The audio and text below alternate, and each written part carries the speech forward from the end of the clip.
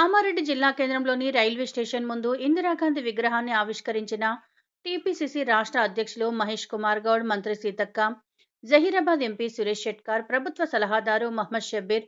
ఈ సందర్భంగా కామారెడ్డి ప్రజలను ఉద్దేశించి మంత్రి సీతక్క, టీపీసీసీ రాష్ట్ర అధ్యక్షులు మహేష్ కుమార్ గౌడ్, ఎంపీ సురేష్ షెట్కార్, ప్రభుత్వ సలహాదారు మహమ్మద్ షబ్బీర్ అలీ మాట్లాడుతూ, భారత రాజకీయ ధృవతార, ఉక్కు మహిళ, పేదల పెన్నిధి, దేశాభివృద్ధి ప్రదాత, అమరజీవి ఇందిరమ్మ అన్నారు.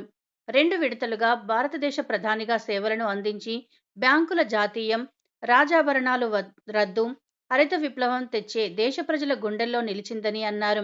బంగ్లాదేశ్ విముక్తికై పాకిస్తాన్పై యుద్ధం చేసి విజయం సాధించి కొత్త దేశం ఏర్పడుతూ కీలక పాత్ర పోషించిందని అన్నారు.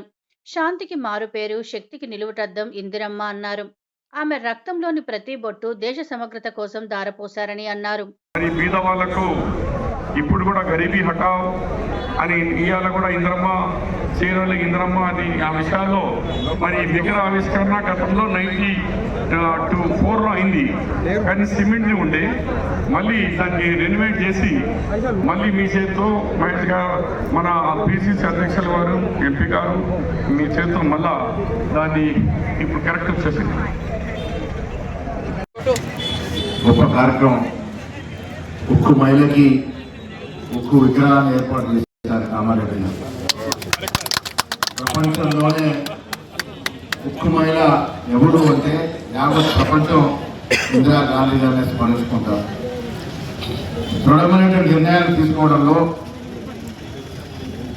దేశానికి కాకుండా యావత్ ప్రపంచానికి దిశ చూపించినటువంటి ధైర్యం ఉన్నటువంటి మహానాయకుల్లో ఇందిరాగాంధీ గారు మేటిగా నిలుస్తారు. ఆవిడ తీసుకున్నటువంటి ఎన్నో సాహసోపేత నిర్ణయాలు బ్యాంకుల జాతీయకరణ ఆశామాషి కాదు. జమీందారులో చేస్తున్నటువంటి బ్యాంక్